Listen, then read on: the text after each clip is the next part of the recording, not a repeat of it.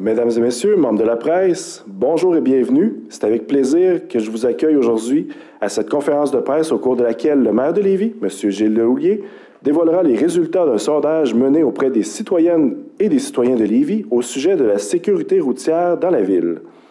Ces résultats serviront de base à la future stratégie sur la sécurité routière qui sera mise en place au cours des prochains mois. Pour l'occasion, le maire est accompagné de M. Serge Côté, membre du comité exécutif et président du comité de sécurité publique, circulation et transport, ainsi que de M. David Boudreau, directeur des transports et de la mobilité durable. Nous entendrons d'abord le maire de Lévis, suivi de M. Côté et de M. Boudreau. Nous enchaînerons avec les questions portant sur le sujet du jour et ensuite sur les questions portant sur d'autres sujets. La prise de photographie officielle suivra. Alors, sans plus tarder, je cède la parole au maire de Lévis, M. Gilles Lehouillier. Alors donc, merci beaucoup. Merci de votre présence au niveau des médias. Je voudrais souligner également, outre les personnes qui ont été nommées par notre animateur, la présence de notre directeur général, M. Stéphane Lafaux. Et bien sûr, outre M. Côté, qui en est le président, les membres du comité de circulation, M. Jeannot Demers, Mme Brigitte Duchesneau, M. Alexandre Fallu, Alexandre qui est notre nouveau venu au sein du comité de circulation, un point qui lui tient à cœur aussi, Mme Brigitte Duchesneau également qui est présente, et Mme Isabelle Demers qui est la vice-présidente, donc qui est la présidente, c'est-à-dire du comité de finances, qui siège également au comité exécutif. Alors, Mme Demers, pour elle, c'est important parce que c'est sûr qu'au bout d'une stratégie, il y a toujours des enjeux financiers, n'est-ce pas, qu'il nous faudra regarder. Mais moi, je voudrais d'abord profiter de l'occasion pour féliciter le comité de circulation et transport parce qu'au fond, on est dans les cibles qu'on avait prévues. C'est un excellent travail, en particulier aussi toute l'équipe de David Boudreau, parce qu'il ne faut pas oublier une chose, c'est qu'il y a un an ou deux, une couple d'années, on n'avait même pas de direction de la mobilité. Et la personne qui était la mobilité pour toute la ville, elle est présente ici. Alors, merci beaucoup d'être là. Et vraiment, on est heureux aujourd'hui de voir l'expansion qu'on a pris. Alors, quand on dit qu'il y avait une seule personne qui était affectée à ça, bien, la création de la direction de la mobilité change la donne. Et moi, j'en suis très heureux. Alors donc, vous allez voir tantôt les résultats d'un sondage qu'on a fait qui consiste, dans le fond, à la première étape de notre stratégie. C'est une première étape de notre stratégie lévisienne de sécurité dans les rues. Et il y aura un grand rendez-vous de participation citoyenne à l'automne qui va suivre.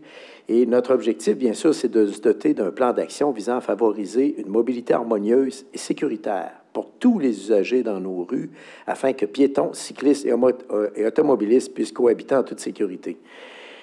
Au cours des années, on est en mouvement de ce côté-là et il y a 4 grands principes qui nous servent d'assise à cette première stratégie. D'abord, la mobilité ne doit pas être un risque pour la sécurité ou la santé.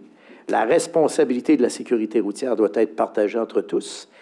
La possible défaillance des capacités humaines doit être considérée et le citoyen est au cœur de l'acceptabilité sociale et doit être consulté à cet effet, d'où la participation citoyenne prévue à l'automne.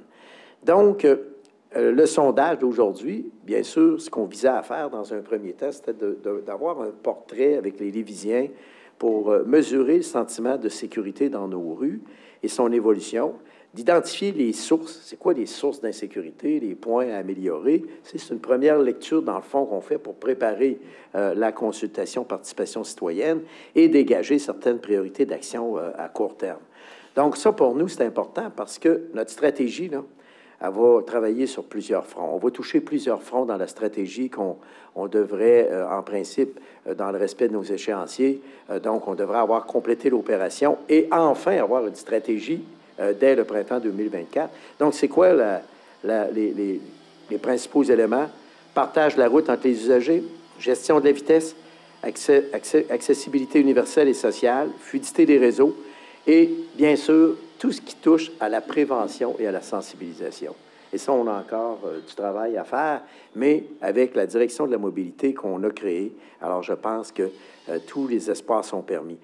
Encore une fois, je me permets de féliciter Donc, notre comité, M. Côté, qui en est le président, ainsi que les membres. Et je vous le dis, vous allez voir dans le sondage, il y a quand même certains éléments de sécurité où on est capable de voir de grandes tendances, là. Alors, moi, ce que je vous demande au comité, c'est soyez audacieux dans la stratégie qu'on va préparer pour vraiment permettre à nos gens d'être en sécurité, et notamment sur les artères principaux, où, à mon avis, écoutez, si je me fie à ce que je vois dans le sondage, il ne faudra pas hésiter à revoir notre conception de nos grands artères principaux pour les rendre davantage viables, surtout dans un contexte où on devra poursuivre la densification. Pourquoi on devra poursuivre la densification? Je vous donne l'exemple à la communauté métropolitaine de Québec. Bien, le gouvernement nous a indiqué qu'il ne souhaitait pas qu'on sorte des périmètres urbains. Donc, à partir du moment où il faut se tenir dans les périmètres urbains, il va falloir innover, être audacieux, mais en même temps, se doter d'artères principales qui vont être à caractère plus humain et qui vont refléter les nouvelles tendances de mixité aussi dans les transports. On sait que le transport utilitaire avec les vélos électriques se développe à vitesse grand V. Alors, ce sont tous des éléments qu'on devra considérer. Alors, bravo encore au comité, et je vous le réitère en terminant, soyez audacieux dans vos recommandations, Monsieur le Président, chers membres. Pour qu'on puisse avoir une des stratégies les plus avant-gardistes au Québec. Alors, sans plus tarder, je vais laisser donc David vous révéler les résultats du sondage, et M. Côté fermera la marche, bien sûr, avec la présentation des prochaines étapes, n'est-ce pas? Alors, merci beaucoup. Merci infiniment. Merci, M. Laulier. J'invite maintenant M. Côté à prendre la parole. Oh, excusez-moi. Je pense que ça va aller. Ça va aller, M. Boudreau. Boudreau, oui. C'est très bien. Merci. Merci. Alors, allez-y, M. Désolé, l'animateur revient de vacances. C'est bon. Bon retour de vacances. Merci. Bonjour tout le monde. Merci, M. le maire. Donc, on va vous afficher une petite présentation PowerPoint qui fait un survol sommaire du sondage. Donc, un peu comme ça a été présenté lors de la conférence de presse du 30 mars, on voulait faire un sondage qui a été réalisé par la firme Somme avec une méthodologie spécifique propre à leur organisation. Donc, on voulait vraiment connaître le niveau de sécurité des citoyens sur leur réseau routier, connaître un peu leurs sentiments, leur perception sur leur sécurité lorsqu'ils se déplacent. On voulait identifier les causes de leur insécurité, puis identifier aussi les priorités d'action désirées par les Lévisiens et les Lévisiennes. Ces informations-là qui ont été recueillies auprès de 1001 répondants sur une base d'une représentativité sur l'âge, le sexe, la localisation. Donc, on a vraiment un portrait complet du territoire lévisien. Comme on peut voir, le sondage a été réalisé très, très rapidement. Je pense que ça a été fait en 3 ou 4 jours, ce qui démontrait que les gens, quand ils recevaient une demande de remplir un sondage sur le volet de sécurité routière à Lévis, ils ont répondu rapidement. Ils ont levé la main puis ils ont répondu. Le sondage, sans rentrer dans les détails méthodologiques, on parlait de méthodes, de mode de transport principal et secondaire pour chacun des répondants.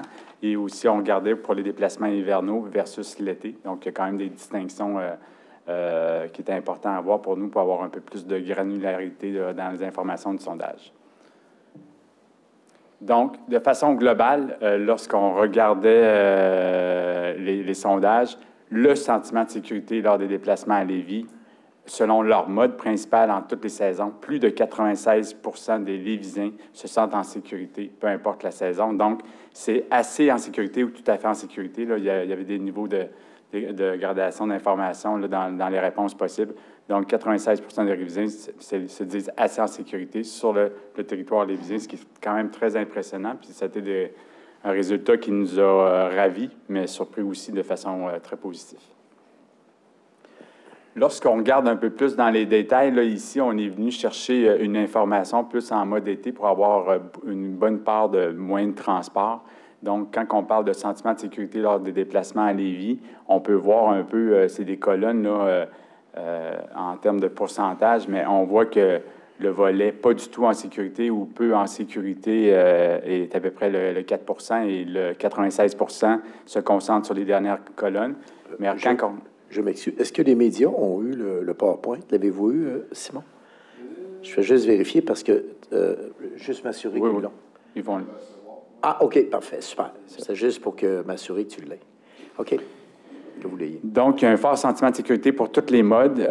Par exemple, on peut voir, c'est sûr que les proportions sont moins élevées, mais il y a quand même les cyclistes qui se sentent peut-être moins en sécurité en ce qui concerne en sécurité, ce qui sera pris en compte par la suite dans la stratégie. Donc, l'importance d'avoir 2 types de modes de transport selon la saison, bien, on rentre dans les détails pour voir un peu selon les modes de transport, mais quand on regarde le nombre de pourcentages, bien, selon les modes de transport, là, c'est très, très, très positif. Mais on voit qu'il y a comme un petit drapeau qui se lève du côté des cyclistes qui va être intéressant à prendre en compte. Mais les pourcentages sont quand même très peu élevés. C'est moins de 4 des gens qui se sentent peu en sécurité. Donc, c'est un volet qu'on va poursuivre un peu dans les travaux dans la prochaine année. De façon globale, le sentiment de sécurité lors des déplacements à Lévis, on les a décortiqués un peu en 2 secteurs dans nos quartiers, donc dans les rues résidentielles, versus ailleurs dans la ville, un peu sur les artères principaux. Donc, on voit que oui, c'est 95 des citoyens se sentent quand même en sécurité lors d'un déplacement. La distinction, c'est lorsqu'on est dans notre quartier, c'est 55 tout à fait en sécurité. Ce pourcentage-là descend de 13 points pour aller à 42 de tout à fait en sécurité. Donc, les gens vont basculer via la 2e ligne de réponse du sondage, assez en sécurité. Donc, on voit qu'il y a quand même une petite distinction entre le sentiment dans les quartiers résidentiels et ailleurs dans la ville. C'est des choses qu'on va poursuivre l'analyse. M. le maire l'a bien précisé dans son introduction. Donc, ça, c'est des angles d'analyse qui vont nous permettre un peu de fouiller un peu les différentes actions qu'on peut prendre en compte pour développer notre stratégie. Lorsqu'on rentre dans les informations qui nous expliquent les raisons qui font en sorte que les citoyens ne se sentent peut-être pas en sécurité lors de leur déplacement, ici, on vient présenter, il faut faire attention, les réponses qu'on a ici, c'est les gens qui ont répondu qui ne se sentaient pas en sécurité, donc c'est un très faible pourcentage des répondants. Mais dans ce pourcentage de répondants-là, c'était très important pour nous de savoir c'est quoi les raisons. Donc ici, lors de la période hivernale, en ordre d'importance, vous voyez 5 types de raisons qui ont été évoquées par les citoyens. Le point numéro 1, c'est l'entretien du réseau. Donc, on n'est pas surpris que l'hiver, un des enjeux, c'est l'entretien du réseau avec les conditions hivernaux. Donc, c'est un facteur qui va influencer sur la sécurité routière et le déplacement des citoyens. Par la suite, c'est sûr qu'il y a d'autres enjeux qui sont importants, mais d'un peu moindre niveau. C'est l'aménagement des rues, la vitesse des autres véhicules, puis le non-respect ou l'ignorance du code de la route. Donc, on voit un peu les raisons qui sont évoquées pour les déplacements hivernaux. Lorsqu'on voit la diapositive plus loin et on bascule en période estivale, là, on voit un peu que les raisons changent drastiquement parce que l'entretien du réseau hivernal n'est pas un enjeu qui apparaît l'été, évidemment. Donc, en ordre d'importance, pour la période estivale, l'aménagement des rues réapparaît aussi. Donc, on parle un peu de la géométrie, la configuration de nos infrastructures routières. Moi, ce que je trouve très intéressant, puis on avait peut-être parlé en conférence de presse le 30 mars, mais il y a beaucoup d'aspects qui ressortent un peu dans le volet un peu du comportement des usagers. Il y a le non-respect ou l'ignorance du code de la route, l'incivilité, l'agressivité des usagers, la vitesse, l'entretien du réseau d'un point de vue estival redescend un peu plus bas. Donc, on voit que le volet éducation, sensibilisation, partage de la route entre les différents usagers, bien, on voit que ça ressort un peu plus dans les déplacements estivales. Fait que ça, c'est d'autres angles d'attaque ou d'autres informations qui vont nous aider à poursuivre notre réflexion dans les prochains mois. Ici, c'est une autre question qu'on a posée aux citoyens. Si on devait poser des actions, c'est quoi pour vous vos priorités? Quelle serait votre priorité pour pouvoir donner un peu une idée à la Ville? Quels sont les enjeux, les secteurs ou les dossiers qui vous préoccupent le plus? On avait eu des questions de la part des journalistes le 30 mars sur les zones scolaires. Bon, autour des écoles, 20 des Lévisiens estiment que une des actions qu'on devrait poser en priorité, c'est la sécurité dans le déplacement de différents modes de transport autour des zones scolaires à 20 Par la suite, il y a le volet des artères principales qui ressort ici. On l'avait vu précédemment dans d'autres diapositives. Il y a les voies piétonnières, les trottoirs ou les sentiers piétonniers aussi, que les citoyens veulent avoir une amélioration, des actions portées là-dessus. Les rues résidentielles, intersections et les voies cyclables. Donc, ça nous donne un bon portrait un peu des priorités que les citoyens aimeraient que la Ville mette en place dans leur stratégie, donc dans les prochains mois. Donc, ça fait le tour un peu des grandes informations de la présentation. Vous allez avoir plus de détails un peu dans les résultats du sondage. Donc, je vais passer la parole à M. Côté pour les prochaines étapes. Alors, merci, M. Boudreau. Alors, permettez-moi de saluer mes collègues aussi, M. le maire. Écoutez, plus précisément, Mme Duchesneau, M. Fallu, qui font partie du comité de sécurité publique et de circulation et de mobilité. Alors, vous comprenez, aujourd'hui, c'est quand même une journée intéressante pour nous. Hein? On en regarde le pourcentage, c'est intéressant, 96 %. Mais M. Boudreau vient de terminer, justement, dans une étape qui nous dit qu'autour des écoles, des artères principales, et autres, ben, on a du travail à faire. Puis le but de ce sondage-là, ben, c'était pour ça. Aller voir qu'est-ce qui n'allait pas, puis plus spécifiquement, dans quel secteur que ça va moins bien. Parce qu'on le savait que dans l'ensemble de l'œuvre, le pourcentage est très élevé. Mais je pense que pour nous, le comité, on a un outil ici, ce sondage-là nous donne un outil incroyable, justement, pour être capable d'avancer, d'aller vers où on veut aller, justement, avec ce chantier-là. Alors, pour le sondage, ben, pour moi, c'est un outil qui va nous être utile énormément pour la suite des choses. Alors, c'était le premier jalon. Deuxième, à l'automne. Oui, à l'automne, bien, c'est la participation citoyenne à l'automne. Présentation des résultats aujourd'hui. Et à l'automne, c'est des ateliers participatifs et des consultations en ligne. Alors, vous savez, le 30 mars dernier, M. le maire a plagé là-dessus beaucoup, moi aussi. On demandait à nos citoyens de s'impliquer puis d'être présents. Alors, ils nous l'ont montré, ça a pris 4 jours, notre échantillonnage était ramassé. Alors, on voit qu'il y a beaucoup d'intérêt, puis on voit que les gens nous ont écoutés. On voit que les gens nous prennent au sérieux aussi. Nos citoyens nous prennent au sérieux parce qu'on est quand même conscient de ce qui se passe sur notre territoire. Alors, moi, je peux vous dire qu'à l'automne 23, ce sera cette étape-là qui sera enclenchée, justement. Et puis, on sera en mesure, justement, d'aller chercher d'informations additionnelles, oui, je dis bien, pour être capable de s'emmener au printemps 24 au dévoilement de la stratégie et du plan d'action. Alors, comme vous allez comprendre que ça ne s'arrête pas là, ce sondage-là, pour nous, très précieux, hein, très précieux pour l'information dont on avait besoin. Puis cet automne, bien là, à ce moment-là, on va aller compléter nos informations. Alors, je vous dirais qu'on est très excités au comité. C'est quand même un comité qui va bien, aussi en passant, je pourrais vous dire. On est très excités de voir le chantier qu'on en met, puis qu'est-ce qu'on est en train de faire aussi pour redonner une sécurité plus accrue à notre population en général. Parce qu'oubliez pas que j'ai toujours dit, moi, on dit que nos citoyens, c'est nos yeux puis nos oreilles. Oui, puis c'est vrai. Puis ces gens-là empruntent tous nos secteurs de la ville, que ce soit en vélo, en trottinette, présentement, là, c'est permis, que ce soit en auto, partout sur nos liens, où on peut se déplacer sur notre ville. Alors, je pense qu'ils nous apportent des informations incroyables, et on va être capable de s'en servir justement pour mener à bien ce chantier-là. Alors, moi, je terminerai en vous disant, bien, chers citoyens et citoyennes de la ville de Lévis, on compte sur vous pour la prochaine étape. Vous avez été présents pour la première étape, on a besoin de vous pour la deuxième étape.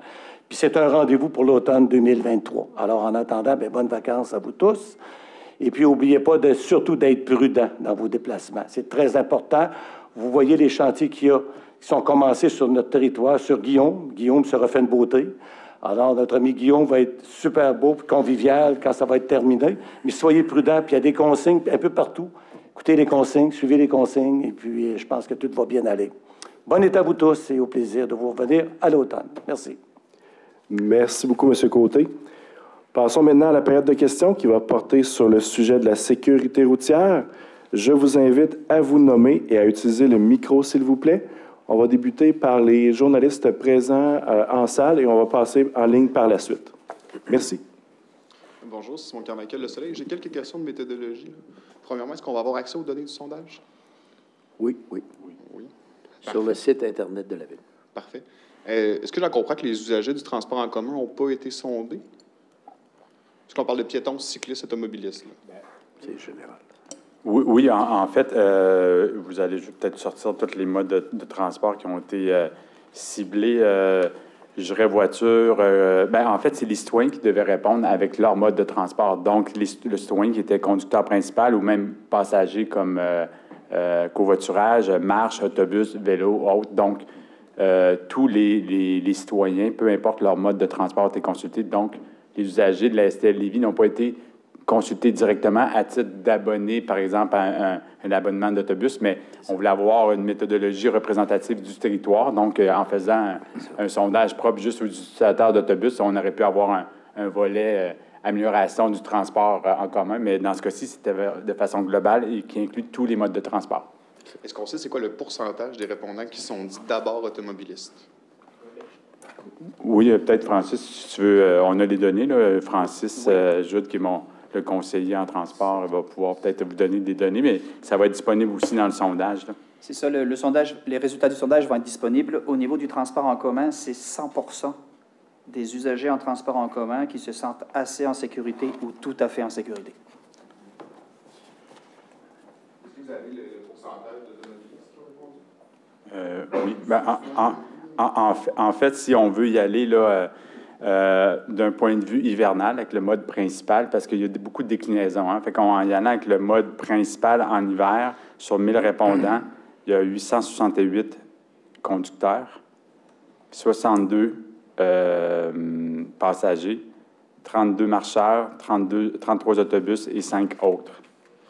Du côté été, les chiffres vont diminuer du côté des voitures et vont augmenter dans les autres modes de transport, évidemment, avec 804 marcheurs, 804 véhicules, 61 passagers, 56 marcheurs, 40 vélos, 23 autobus, 9 motocyclistes cyclomoteurs ou 4 autres. Donc, effectivement, il y a une proportion quand même assez élevée de voitures dans les répondants du sondage. Donc, on n'est pas surpris. Mais c'est pour ça que c'est important aussi vous allez pouvoir voir dans la méthodologie qu'on voulait avoir aussi des modes de transport secondaires. Et c'est là que tous les autres modes de transport ressortent, puis on est capable d'aller chercher leurs préoccupations, puis les raisons qui évoqueraient leur sentiment d'insécurité dans les causes que c'est soulevé. C'est ça. Mais dans les autres étapes, on va aller plus en détail. Au fond, c'est la première étape où on se disait, c'est quoi le portrait de la perception de la population au niveau de la sécurité dans nos rues de façon générale. Et là, après ça, c'est sûr que dans la participation citoyenne, divers secteurs vont être ciblés, transports en commun, etc., où là, on va aller plus loin dans les détails. Ce qui est ressorti, on l'a vu, c'est autour des écoles et dans les grands artères principaux. C'est là que les gens souhaiteraient avoir le plus d'amélioration. Donc, c'est un premier coup de sonde qui nous donne déjà des ingrédients intéressants pour la suite des choses. Alors, mais au fond, vous avez raison, on a pris les gens, après, mettons, 1000 répondants, on leur demandait, vous, c'est-tu l'auto, c'est-tu le transport en commun, mais ça reste plus global. Donc, l'idée, c'est population ensemble ville. Vous avez demandé au comité d'être audacieux, Oui, d'aller le plus avant-gardiste au Québec, encore plus avant-gardiste que d'autres grandes villes, notamment comme Montréal. Est-ce que vous demandez à votre conseiller de faire la guerre à l'auto, M. Laulier? Non, mais d'avoir une cohabitation harmonieuse de l'ensemble des modes de transport. Et actuellement, vous l'avez vu dans le sondage, il y a un petit peu plus d'insécurité, exemple, par rapport au niveau des cyclistes, etc. Et au fond, ce qu'on souhaite faire, c'est de se donner, par exemple, de grands boulevards urbains plus conviviaux, où les divers modes de transport peuvent être davantage possibles, donc, de les utiliser. Parce qu'il y a certains grands artères où c'est difficile, par exemple, pour des cyclistes de s'y déplacer, vous voyez. Alors, donc, ce qu'il va falloir faire, c'est revoir et repenser nos concepts de boulevard urbain. Le meilleur exemple que je peux vous donner, c'est les voies réservées qui sont en train de se réaliser sur Guillaume Couture. Vous irez juste voir. Ça vaut la peine d'aller voir les travaux. Si vous quittez ici dans quelques minutes, vous allez voir l'ampleur de la largeur. Pourquoi?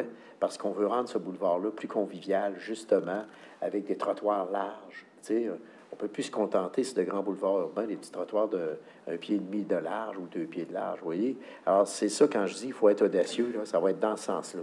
Parce que je pense qu'il va falloir, certains artères principaux, à mon avis, devront être redessinés à la réalité nouvelle. Et les diverses consultations qu'on a faites sur le transport collectif, quand on est arrivé avec la piste multifonctionnelle utilitaire, partir du cégep jusqu'à la tête des ponts, on s'est rendu compte de l'engouement de ce mode de transport-là. Donc, c'est des éléments, des indices intéressants pour la suite des choses. J'aimerais ajouter, M. le maire, soyez assuré que nous serons audacieux. Puis pour ce qui est des cyclistes et des automobilistes, bien, on croit qu'on peut cohabiter sur notre territoire comme partout ailleurs. Alors, tout simplement, c'est de faire ça que ça soit plus convivial et puis plus sécuritaire aussi. Mais on travaille dans ce sens-là, hein, pour la cohabitation entre les deux modes, puis entre plusieurs des modes, parce qu'il va y en avoir d'autres modes aussi qui s'ajoutent là. Prochaine question.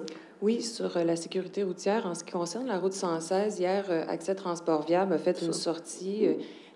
L'organisme s'indigne que la Ville de Lévis considère l'ajout d'une voie routière comme de la mobilité durable.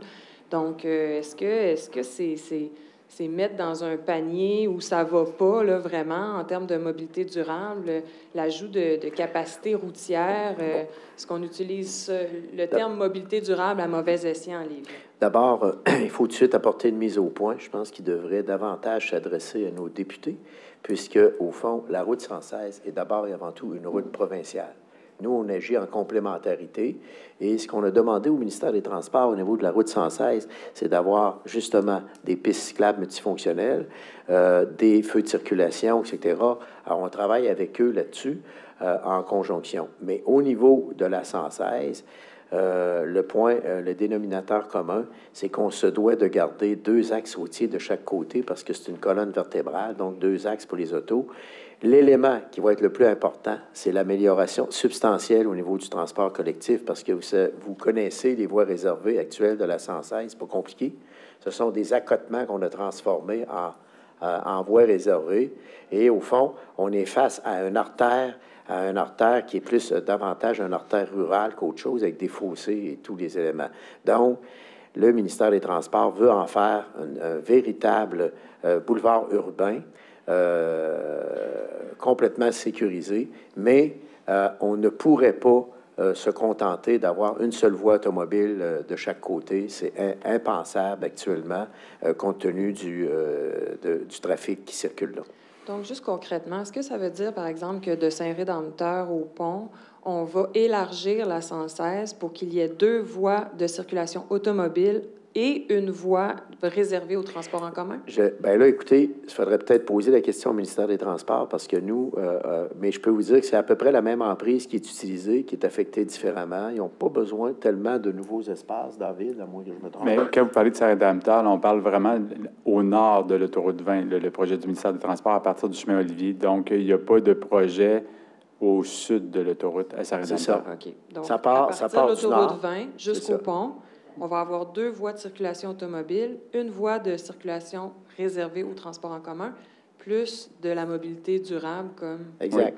piétons, C'est en plein ça. etc. C'est un peu la coupe type qui est proposée dans notre projet sur le boulevard Guillaume-Couture. Donc, c'est un peu une continuité, sauf que ça va être sur le réseau supérieur, sur la responsabilité du ministère des Transports. Ça. Parce qu'il ne faut pas oublier qu'on a une situation particulière à Lévis.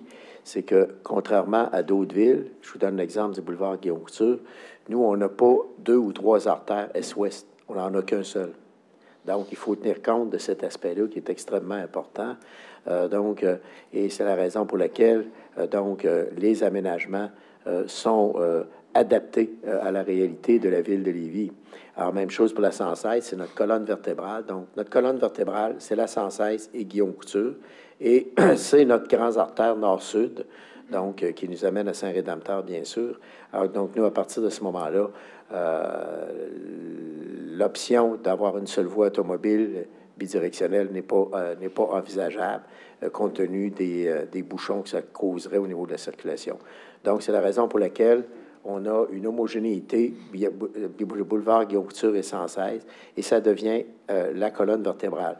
Mais au fond, la grande amélioration sur la 116, c'est vraiment pour le transport collectif et surtout le fait qu'on crée un boulevard urbain à dimension humaine. Ça va être bien important. Bien, justement, une dernière là-dessus. Accès Transport Viable craint pour la sécurité. Il dit que c'est déjà compliqué de traverser à ce secteur-là. Il y a déjà eu un décès. Oui, est-ce qu'ajouter de la capacité pour les voitures va rendre les choses encore pires? Bien, on comprend le point de vue d'Accès Transport Viable, mais nous, on y va avec le côté plus réaliste et on est tout à fait d'accord avec l'approche du ministère des Transports. Donc, on partage. Nous, on a accepté le concept que nous a proposé le ministère des Transports en y ajoutant, bien sûr, les pistes cyclables.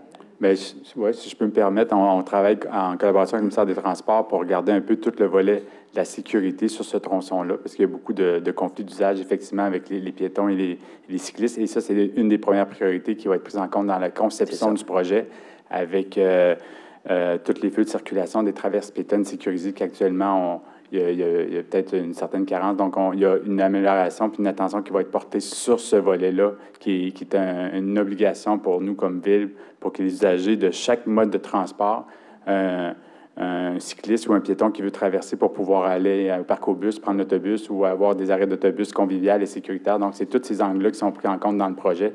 On est vraiment au début du projet, là. Le point de contrôle numéro 1 vient d'être amorcé au ministère des Transports. Donc, c'est un projet qui est sur plusieurs années. Fait qu'on est en collaboration pour s'assurer d'intégrer toutes ces préoccupations-là dans le projet final. Merci. Merci beaucoup, Mme Martin. Maintenant, membres de la presse qui sont en ligne, on vous invite à lever vos mains. Est-ce qu'il y a des gens qui ont des questions en ligne? Parfait. Donc, on va maintenant passer à la période de questions portant sur différents sujets. Donc, je vais commencer avec les gens ici sur place. Oui, bonjour. Au sujet de Rabasca, Monsieur le maire, j'aimerais vous entendre. Vous avez publié un communiqué ce matin au sujet de cette situation qui perdure depuis 15 ans, des terres qui ont été identifiées au rôle d'évaluation comme étant agricoles alors qu'elles ont été exclues en 2007, en octobre. Et, bon, vous plaidez l'erreur de bonne foi, mais comment on peut plaider l'erreur de bonne foi quand, dès 2021, il y a un groupe qui a alerté là, la Ville à cet effet-là, comme de quoi il y avait peut-être des irrégularités dans la taxation. Et à l'époque, bon, vous aviez parlé de verbiage inutile. Votre ancien directeur du développement avait parlé de foutaise. Pourquoi on n'a pas fait les vérifications diligentes à ce moment-là? Bien, justement, les vérifications ont été faites, Mme Martin, et je tiens à corriger le tir sur un élément qui est fondamental. Alors donc, nous, la recommandation qu'on avait, c'est que tout est correct. Tout est... Pourquoi? Parce qu'il y a eu la confusion sur le zonage, parce que c'est zoné agricole. Donc, nous, la recommandation ou les résultats des recherches qui ont été faites administrativement nous indiquaient que tout était correct. Alors donc, moi, ce n'est que risque. Lorsque l'article a paru à nouveau, j'ai demandé de pousser plus loin les vérifications. Donc, en même temps, nous, on pouvait pas, moi, je ne pouvais pas savoir que dans ce règlement-là, l'évaluation foncière entrait en ligne de compte parce que c'est un programme administré par le MAPAC.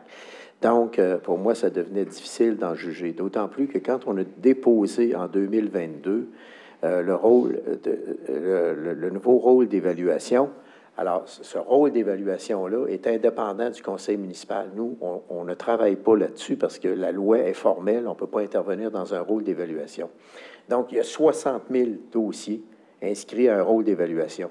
Donc, c'est impossible pour nous de voir ça. Donc, moi, je n'étais pas informé de cette situation. En 2021, la réponse qu'on avait, c'est que tout est correct, tout est conforme, et c'est ce que, administrativement, on nous a indiqué. J'inviterai d'ailleurs, donc, si vous le souhaitez, j'ai ici notre directeur des services juridiques, Simon Robert-Vallière, qui pourrait répondre à vos questions s'il y en a plus techniques. Mais sachez une chose, c'est que c'est une erreur de bonne foi qui s'est commise parce que, au fond, les terrains loués à des exploitants agricoles étaient loués à des exploitants agricoles. Ces derniers, en passant, sont reconnus par le MAPAC à titre d'exploitation agricole enregistrée. Le seul élément où vous avez raison dans votre article, c'est qu'il n'y aurait pas eu droit à l'aide financière. Mais ce que la Ville va faire, c'est qu'elle va récupérer les fonds. Alors donc, nous, on va rembourser et Rabasca, de son côté, s'engage également donc à nous rembourser les fonds. Alors donc, on ne devrait pas avoir de problème d'enjeu parce que les sommes sont quand même minimes. Mais ce qu'on veut juste dire ce matin, c'est que c'est vraiment une erreur de bonne foi qui s'est commise. Alors nous, les informations qu'on avait en 2021, c'était que le dossier était correct compte tenu du zonage, qui était un zonage agricole. Alors, pourquoi le zonage était agricole? C'est que même si on sort de la zone verte des terrains, des terrains agricoles, on peut nous donner un usage agricole 100% à des terrains. Alors, la confusion est venue de là donc, les gens n'ont pas fait le lien avec l'évaluation municipale. En tout cas, moi, j'en ai jamais entendu parler de l'évaluation municipale. Oui, et ça, c'est bien important de le signaler. Alors, nous, c'est sûr qu'on s'en remet aux recommandations qui nous sont faites administrativement. Et sachez une chose, ce n'est pas une erreur dirigée, là, c'est vraiment une erreur de bonne foi. Alors, je demanderais peut-être à Simon là, d'ajouter un éclaircissement là-dessus, mais je peux vous dire une chose, c'est que nous, dans le fond, il est normal qu'il y ait quelques erreurs, des fois, qui soient commises. Alors, donc, on le regrette, bien sûr, mais en même temps, le tir va être corrigé le plus rapidement possible. Mais sachez une chose, qu'en 2021, les informations qu'on avait, c'était à l'effet que tout était correct légalement. Vous voyez? Je pourrais parler à M. Roberge plus tard, là. Merci. Je voulais savoir, le chef de l'opposition craignait hier que ce soit une situation qui soit à plus grande échelle, qui se produise sur d'autres terrains. Est-ce que la Ville va faire une vérification sur ces terrains pour s'assurer que tout concorde avec ce qui se passe au MAPAC? Comme je vous dis, le rôle d'évaluation est une activité qui est indépendante de la Ville. Alors, nous, on peut donner les orientations, on peut demander un certain nombre de vérifications, mais je peux vous dire tout de suite, je demanderai peut-être soit à mon directeur général ou à Simon de répondre à cette question. Sur 60 000 dossiers, je peux vous dire que dans l'ensemble, nous, les informations qu'on a, c'est que tout se déroule très, très bien et il y a une excellence dans le travail qui est réalisé. Il y a eu une petite erreur technique là qui est due au fait qu'on avait un zonage agricole au niveau du plan d'urbanisme. Et d'ailleurs, les terres étaient exploitées à des fins agricoles. Ils sont toujours exploités à des fins agricoles en passant. Et donc, à partir de ce moment-là, c'était impossible de savoir pour nous. D'ailleurs, j'en ai pour preuve qu'au moment où le nouveau rôle d'évaluation a été déposé, même l'opposition qui siège au Conseil, il a été déposé, mais personne commence à fouiller les 60 000 dossiers, comprenez-vous, pour trouver ces éléments-là. Ça devient impossible administrativement. Il faut qu'on ait des recommandations à cet effet. Je ne sais pas si, Simon, tu voulais compléter sur le rôle, mais le rôle d'évaluation, nous, au niveau politique, c'est encadré par une loi. Et on se doit de respecter cette loi-là. Donc, il n'y a pas d'intervention politique dans les rôles d'évaluation comme tel. Il n'y a pas eu d'entente concertée avec Rabasca pour dire on va garder vos terrains en zone agricole puis vous pourrez réclamer des compensations. Absolument pas. Absolument pas. Absolument pas. Merci, Mme Martin. C'est important de le signaler, Mme Martin, parce que en 2021, l'information qu'on avait, c'est que tout était légal. C'est ça, la grosse différence. Maintenant, on a poussé les vérifications plus loin. Et c'est surtout le MAPAC qui, le 4 juillet, nous a informé qu'il y avait un imbroglio. Et ça nous a aidé là, à vraiment regarder de plus loin la situation. Parce que moi, je ne savais pas que le rôle d'évaluation dans ce programme-là était un des critères qui s'appliquait. Ça vous va? Merci. Oui. Merci. Monsieur Camarca? Je reviens sur le dossier de la sécurité routière. Oui. Je pensais qu'il allait y avoir un deuxième tour là, sur le sujet. Monsieur le maire, vous venez de nous parler des grands chantiers pour améliorer la convivialité des grands axes, là, comme Kennedy, la 132, la route des Rivières. Bien, ces chantiers-là vont être définis, bien sûr, par le comité là, dans le cadre de la stratégie globale. Mais déjà, nous, on a de grands chantiers. Mais vous semblez convenir que ces axes-là ont besoin d'être rafraîchis pour oui, mais répondre à la densification. Oui, mais mais attendez, là. Oui. Moi, il faut que j'attende que la stratégie soit complétée avant d'agir. Je ne peux pas arriver puis demain matin dire « Hey, là, je fais telle artère, puis go. » Mais la question, c'est pas nécessairement c'est ça, mais comprenez-vous ce que je veux dire? Vous voulez savoir quels sont les travaux en cours actuellement? Là, pour Même pas. Non? OK. Non. Bon, Kennedy, 132, la route des Rivières, là, vous avez mentionné des arrêts d'autobus qui sont sur l'accotement, sur du sable, du gravier. Monsieur Boudreau, vous parlez de beaucoup de conflits d'usagers avec les piétons sur la 116.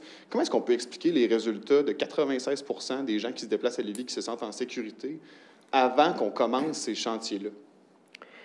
Parce que, à mon avis, là, une des explications, mais la consultation va pouvoir nous le dire plus à fond.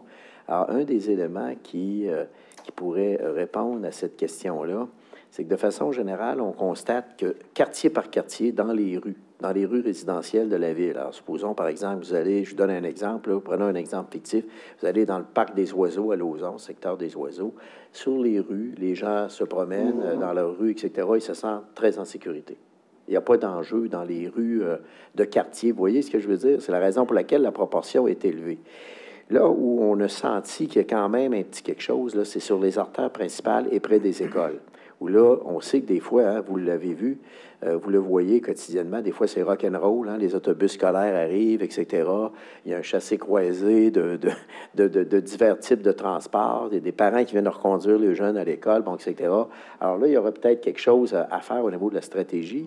Et on sait aussi qu'au niveau des artères urbains, si on veut favoriser tous les types de transports, entre nous, on a des artères urbains qui ne sont pas adaptés à ça. Exemple, je peux vous en donner des exemples. Guillaume Couture, Kennedy. Alors, c'est pour ça que Guillaume Couture, je vous invite à aller voir là, l'ampleur des travaux qu'on est en train de réaliser là. Et en passant, pour l'ampleur des travaux, là, vous regarderez juste, parce que, tu sais, les gens disent, ouais, mais ça coûte bien cher, tu sais, faire des kilomètres. Je vous invite à aller voir la tuyauterie qui est arrivée, là, qui va entrer dans le sous-sol. Mais je pense qu'il y a des tuyaux qui ont une circonférence de pas loin de 7-8 pieds.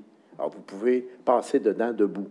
Alors, ça vous donne une idée de l'ampleur des travaux qu'on réalise lorsqu'on fait des gros artères urbains, parce que ce qui arrive, c'est que souvent, dans les grands artères urbains, c'est là que tout se passe, et c'est là que les réseaux sont comme upgradés, là, tu sais, pour... Alors, donc, c'est des réseaux très dispendieux à reconfigurer. Mais on va le voir à la lumière de ce qui va nous être déposé, mais il est clair qu'on devra créer des boulevards urbains beaucoup plus conviviaux si on veut avoir le partage des divers modes de transport. Ça, c'est sûr. Alors, voilà. Puis la deuxième question, c'est comment est-ce que vous arrivez, là, vous regardez les résultats de ce sondage-là, 96 % des gens qui se sentent en sécurité et très en sécurité, puis votre conclusion, c'est qu'il faut être audacieux, alors que les gens se sentent en sécurité. Est-ce que la conclusion d'un tel chiffre, ça ne devrait pas pouvoir dire... Il faut être audacieux. Les gens sont contents, on peut s'en convaincre. Il faut être audacieux pour favoriser une meilleure harmonisation entre les divers types de transports. Je vous donne des exemples concrets. C'est sûr qu'actuellement, si vous êtes cycliste, je ne vous enverrai pas sur le boulevard Guillaume Couture en vélo. Vous voyez ce que je veux dire? Ça ne sera pas trop indiqué. Alors, notre objectif, c'est que si on veut faire du transport alternatif et en plus utilitaire, parce que vous savez qu'avec les vélos électriques, il y a de plus en plus de gens... David, je pense, tu viens travailler en vélo, toi, le matin, je pense. Oui, il n'est pas électrique, mais quand même. Bien, bon, alors, tu viens travailler en vélo. Alors, donc, je dis juste ça, que là, ce qu'il va falloir faire, M. Carmichael, c'est qu'il va falloir vraiment là, qu'on se dise, puis c'est ça la question qu'on leur pose au comité, est-ce que nos boulevards urbains sont adaptés à cette mobilité qui évolue dans nos villes actuellement? Ça va être ça la grande question. Et c'est pour ça qu'on a fait le sondage auprès de la population, pour au moins voir là où on devrait concentrer nos efforts. Vous voyez ce que je veux dire? C'est un peu ça l'idée de départ. Maintenant, qu'est-ce qui va ressortir? Bien, c'est ça qu'on va voir, parce que là, on va aller voir plus en détail à l'automne les usagers du transport en commun, les usagers de transport utilitaire, les cyclistes, etc. Et là, on va être en mesure de dire, bon, on sait qu'il y a des tendances lourdes. Avec les vélos électriques, oups, soudainement, il y a plus de monde qui voyage en vélo. Moi, je reste surpris même de voir de mes concitoyens qui me disent, « Ah, je ne sais pas si tu le savais, mais moi, je vais travailler en vélo maintenant. » Ben, mais il y a un vélo électrique, là, mais il reste quand même que ça change. Alors, moi, je trouve qu'il faudra qu'on évolue là-dedans aussi au niveau de nos grands boulevards urbains. Au fond, c'est un peu ça, là. Je ne sais pas si ça répond à votre question. Et on commence déjà à le faire. Et c'est pour ça que Guillaume Couture, ce qu'on est en train de faire, ça va probablement devenir le modèle de développement de ce boulevard-là. Justement, je vous ramène là, sur Accès Transport Viable, la sortie d'hier, le communiqué qu'ils ont envoyé. Il disait... appeler les projets de la mobilité durable, c'est induire en erreur la population, alors qu'on vient essentiellement d'élargir la route des Rivières et la 132, particulièrement accidentogène. Tantôt, vous nous avez parlé du chantier, que les gens vous disent qu'ils trouvent que ça coûte cher, mais que c'est à cause des fils puis du réseau urbain là, qui est fendu. Concrètement là, qu'est-ce qu'on améliore dans le transport collectif quand on passe d'une voie réservée à une voie réservée? Ben, c'est-à-dire que ce qu'on passe d'abord, on aménage de véritables voies réservées pour le transport en commun, parce que les voies réservées actuelles ne sont pas sécuritaires. Ben, ils sont pas conformes aux normes d'aménagement de voies réservées pour le transport en commun. C'est aussi simple que ça. C'est des voies qui ont été aménagées temporairement. Deuxièmement, nous, on a un flux de circulation important dans cette zone-là. Et ce serait irresponsable pour nous de faire 2 voies unidirectionnelles. Ce serait carrément irresponsable compte tenu du flux de trafic qu'il y a là. Et c'est pas vrai que demain matin, tout le monde va passer au transport en commun. On vise à le faire. Et on vise à encourager le transport utilitaire, d'où la réalisation des pistes cyclables pour lesquelles la Ville, d'ailleurs, va partager les coûts avec le ministère des Transports. Mais cela étant dit, c'est essentiel que nos principaux artères que sont Guillaume Couture et la 116, il faut minimalement que j'aie 2 voies dans les 2 sens. Là.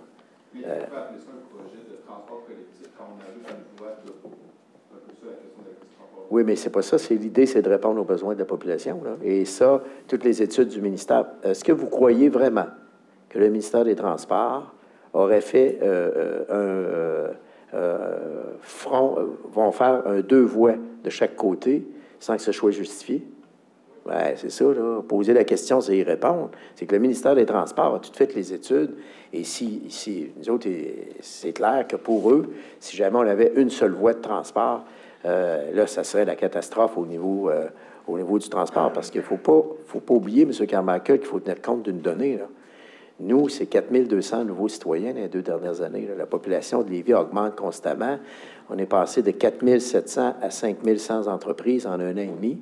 La construction navale qui s'en vient, l'intelligence artificielle, etc. Donc, on est une ville, il ne faut pas oublier, on est les numéro 1 pour la croissance économique. Donc, alors, il faut préserver un équilibre entre le transport par automobile, le transport en commun. Donc, il faut, nous, notre travail, c'est de conserver l'équilibre entre le transport, entre les divers modes de transport. Et c'est ce qu'on fait. Si on faisait uniquement un 2 voies, là, on briserait cet équilibre-là et on se retrouverait avec une situation assez chaotique. Mais actuellement, ce qui va le plus s'améliorer dans cette zone-là de la 116, ça va être vraiment le transport collectif et utilitaire, où là, les gens vont constater que ça va être beaucoup plus convivial et tous les aménagements des carrefours de rues, où est-ce que là, il va y avoir des feux de circulation, des trottoirs, parce qu'il n'y a même pas de trottoir à bien des endroits sur la route 116. Là. Il n'y a aucun trottoir du côté... Aucun trottoir, pensez-y. Là. Et là, il y a de l'habitation en hauteur, etc. Donc, l'idée du gouvernement, c'est de créer un véritable boulevard urbain. Et nous, on est tout à fait d'accord avec leur stratégie. Et d'ailleurs, c'est la raison pour laquelle on a adopté la résolution lundi sur cette stratégie-là. Alors, je comprends que Accès Transport Viable, eux, évidemment, on connaît leurs orientations, puis c'est bon d'avoir des organismes qui ont de telles orientations. Ça nous aide à en tenir compte.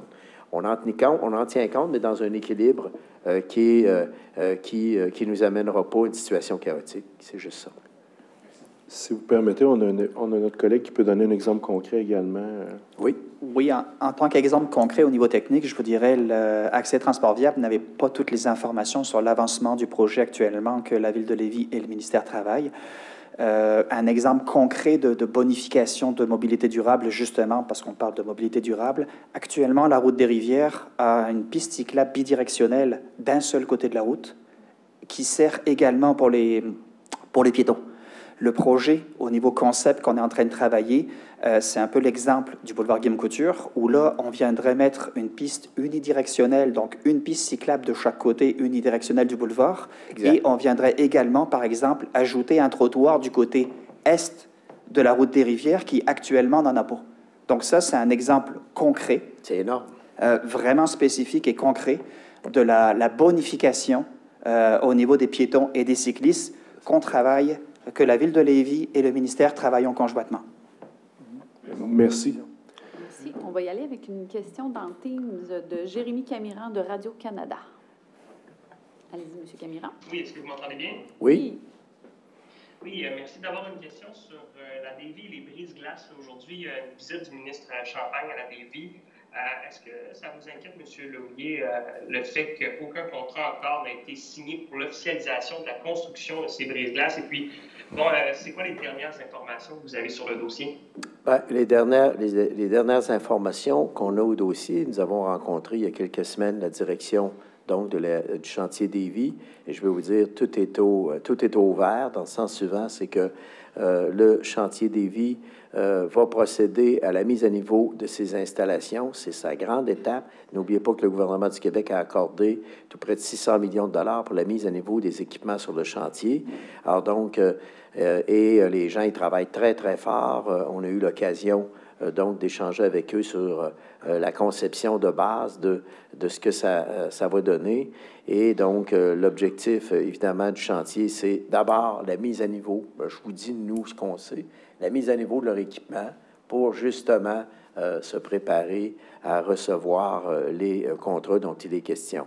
L'autre élément, il ne faut pas oublier aussi que le gouvernement du Québec avait mis une condition, donc, pour son financement de la mise à niveau des équipements, c'est d'avoir l'assurance que les contrats vont être octroyés au gouvernement fédéral. Sinon, il y aurait un remboursement, donc de l'aide financière que le gouvernement du Québec accorde pour la mise à niveau du chantier. Donc, tout est au beau fixe. Nous, ce qu'on a, c'est que tout est au vert. Alors, j'imagine que la visite de M. Champagne, j'en ai entendu parler quelque peu. Alors, c'est probablement une excellente visite, je l'espère en tout cas. Et mon impression, c'est que ça se déroule très bien, actuellement. Ça répond bien à votre question. Est-ce que vous avez une autre question? Votre main est toujours levée, M. Camiran. Oui, j'avais une question cette fois. Là, à propos, on retourne sur le plan de sécurité. Là. Les zones scolaires, c'est ce qui semble préoccuper là, la population, du moins les citoyens que vous avez sondés. Est-ce que la Ville est enclin à, disons, même diminuer les limites de vitesse si c'est nécessaire dans les zones scolaires à Lévis? Il n'y a rien d'exclu, et c'est pour ça que j'ai demandé au comité d'être audacieux. Il n'y a rien d'exclu, alors tout est sur la table. Alors, nous, on va laisser travailler l'équipe de David avec le comité. Je ne sais pas, David, s'il y avait quelque chose à ajouter, mais nous, dans le fond, le mandat qu'on a donné, c'est qu'on veut passer donc à une ère de convivialité et surtout d'interconnexion harmonieuse entre les divers modes de transport. Et on va aller plus loin que ça. Vous le savez, avec la Ville de Québec, on travaille sur deux éléments fondamentaux importants ensemble. L'intégration tarifaire entre les deux rives, ça pourrait nous aider pour le transport collectif. On va faire des voies réservées sur Guillaume Couture. À 116, le gouvernement a annoncé qu'on va en plein de vie. Alors donc, on va avoir aussi de belles voies réservées. Donc, nous, on veut favoriser ce transport-là. Donc, on avait l'interconnexion entre les deux rives. Et au niveau du transport utilitaire, M. Marchand et moi, on souhaite vraiment faire une magnifique piste cyclable multifonctionnelle qui pourrait être opérée à l'année. Donc, nous, l'idée, c'est à partir du cégep jusqu'à la tête des ponts. On y travaille actuellement. Il va y avoir d'ailleurs des bouts de tronçon, outre le 3 km qui est prévu. On va en faire un autre bon bout à Saint-Romuald. Donc, ce qui veut donc dire qu'on est en train de mettre en place cette piste multifonctionnelle utilitaire. C'est la raison pour laquelle on demandait sur le pont de Québec d'avoir la possibilité d'avoir minimalement une piste bidirectionnelle pour les vélos, parce que ça va devenir un mode de transport où nous, on voudrait le rendre accessible Québec-Lévis 12 mois par année. Alors, voilà. Donc, d'autres questions en salle, en ligne? Non? Très bien. Donc, ça met fin à notre conférence de presse. Je vous remercie infiniment pour votre présence. On va procéder maintenant à la prise de photos officielle. Merci. Merci. Est-ce qu'on pourrait avoir la photo?